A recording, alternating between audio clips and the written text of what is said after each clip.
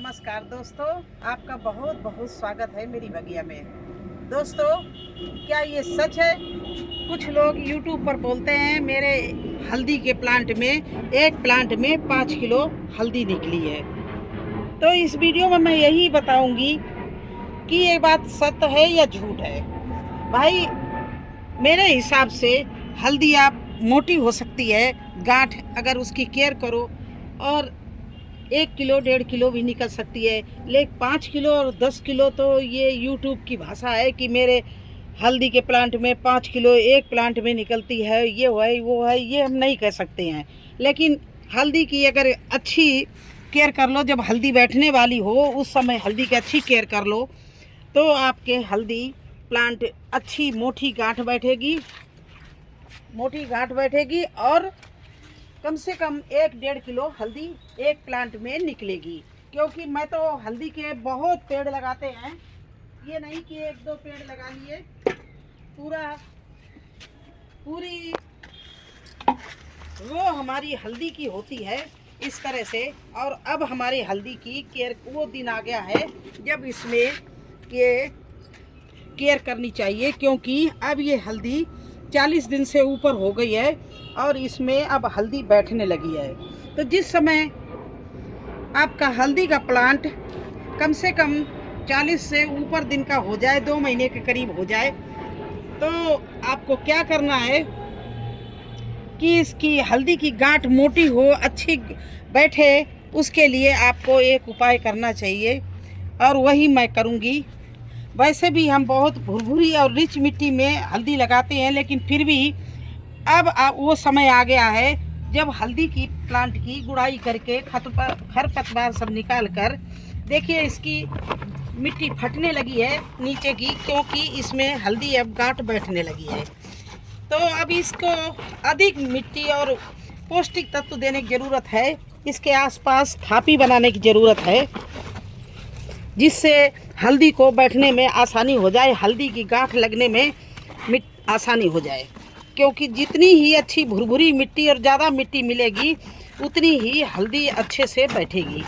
तो दोस्तों देखिए, ये सब लगातार हल्दी के प्लांट हैं और ये हमारे 40 दिन के ऊपर हो गए, करीब करीब 2 महीने होने वाले हैं और इसमें गांठें अंदर बैठने लगी हैं। तो अब इसका मैं वही काम करने जा रही हूँ, तो मैंने सोचा आपको भी बता दें, क्योंकि आपने अक्सर सुना होगा, लोग कहते हैं अरे मेरे तो इतनी हल्दी निकली है, 10 गांठ लगाई थी, 10 किलो हल्दी निकली है। कोई बोलेगा मेरे एक प्लांट में 5 किलो हल्दी निकलती है। तो ये तो सब मेरी समझ में कहने सुनने वाली बातें हैं।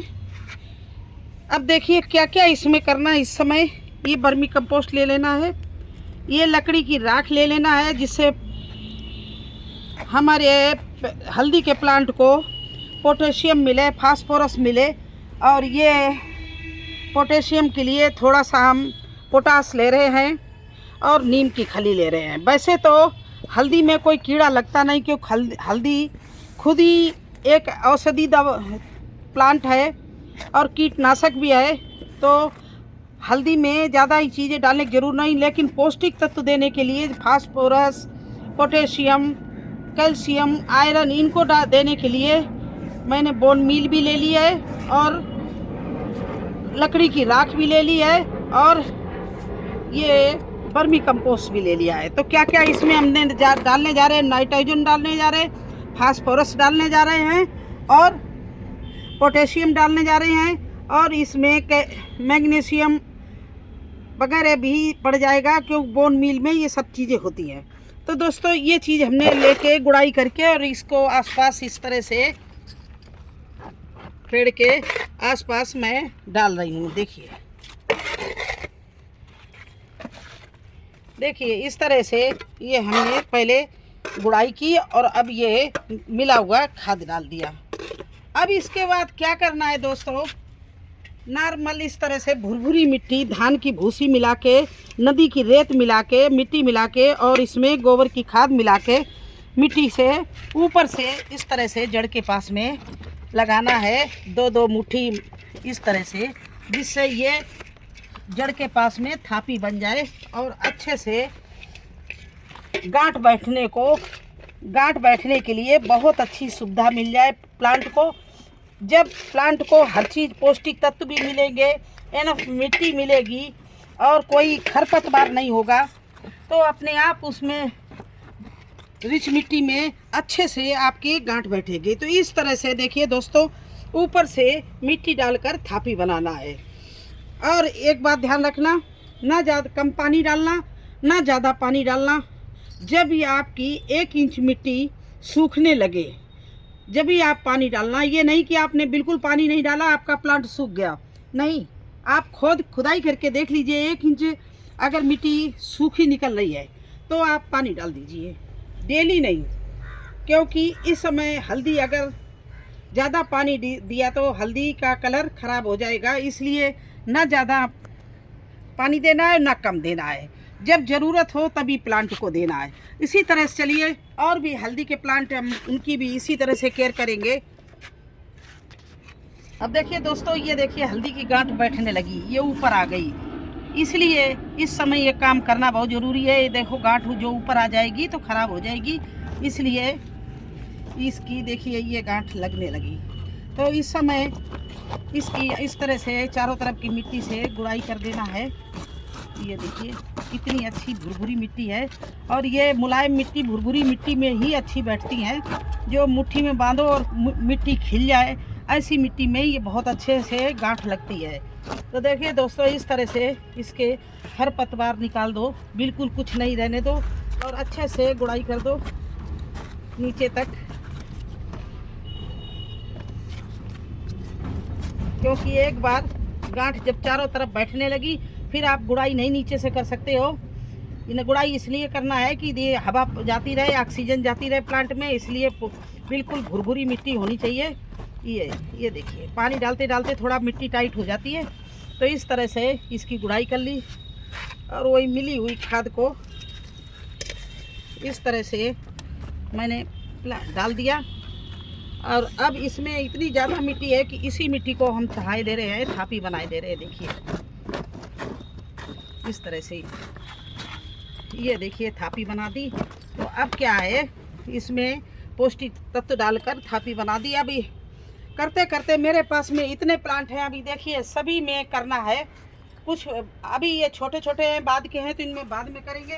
पहले देखिए ये पहले के प्लांट हैं, और ये काफ़ी अच्छे चल रहे हैं। एक इसमें अरबी का भी लग गया, तो ये टब में बहुत अच्छी मेरे हर साल होती है हल्दी। तो देखिए दोस्तों, कितनी अच्छी हल्दी हमारी चल रही है। हल्दी के प्लांट इसमें आपके सामने है, कोई शक नहीं, कोई ये नहीं बढ़ा चढ़ा के बोल रहे हैं। ये देखिए कितने बढ़िया पत्ते हैं, ये देखिए, और कितना अच्छा इस हल्दी के पत्तों का कलर है। कोई बीमारी नहीं, कोई कीड़ा नहीं। अब इसमें क्या करना है, वही काम करना है। इस तरह से पूरे टब में गुड़ाई करनी है। जो खरपतवार है उसको निकाल देना है, और नीचे के पत्ते जो सूख गए उनको भी निकाल देना है। देखिए इस तरह से,